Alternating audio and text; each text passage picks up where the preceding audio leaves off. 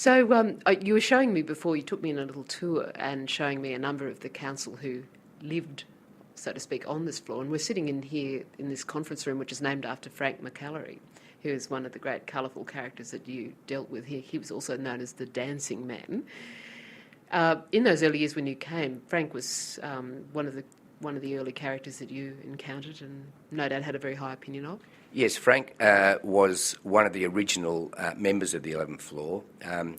He was one of the great counsel of the New South Wales Bar. He was what I call one of the few all-rounders. He could do workers' comp, he could, his common law area, he did commercial work, he did criminal work, he did prosecutions. When you had Frank on your side, he never negotiated any settlement. He thought, that's up to the solicitors, I'm here for the fight. And that's what he did. When he went to court for you, you knew when he came back from court that he had given 100%. He looked like he was spent. He was so engulfed in his clients' cases. He was absolutely an outstanding cross-examiner. He had a great mind and he had a great deal of common sense, which I think stood him in such good stead because he could just cut through.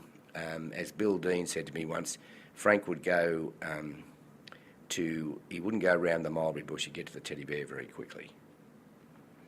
Bill Dean is another, of course, who was on this floor. Bill was obviously quite a different kind of advocate.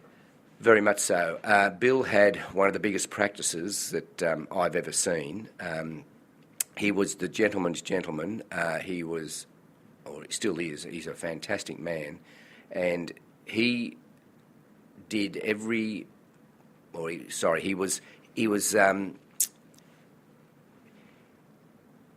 he had every major company in Australia had him on retainer.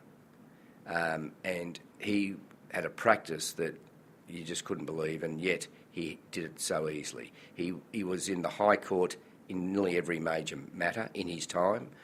He was sought after by premiers. He was sought after by, I remember Ampol, this is not bad for my memory, Ted Harris, who was, about 40 years ago, the chairman of Ampol. They'd be up here all the time. Every major company would try and brief Bill Dean. He had a presence in court. He had one of the great legal minds in New South Wales history, and he went on, of course, to the Equity Court, then the High Court, and then Governor General. But you can see why he did, because the more outstanding man you'd never meet. I've wondered, actually, throughout all these years, Paul, you mentioned a moment ago about Frank McAllery and the enormous amount of adrenaline that he no doubt expended on his cases. But on the other hand, there are the other types of counsel, I don't know whether Bill Dean fell into this category, who were not so much the adrenaline junkies, as it were, but they had to have command, as it were, of all the details of the case, and in many respects they were able to detach themselves perhaps a little more.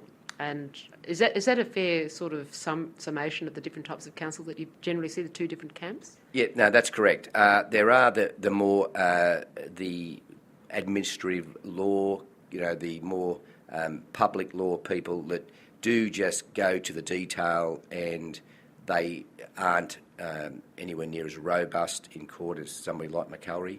So that's correct. They dissect the legal issues and put them very quietly. Where McAllery was, he'd raise and lower his voice and he'd get results, and so did the other barristers that are more what we call the whispering equity types.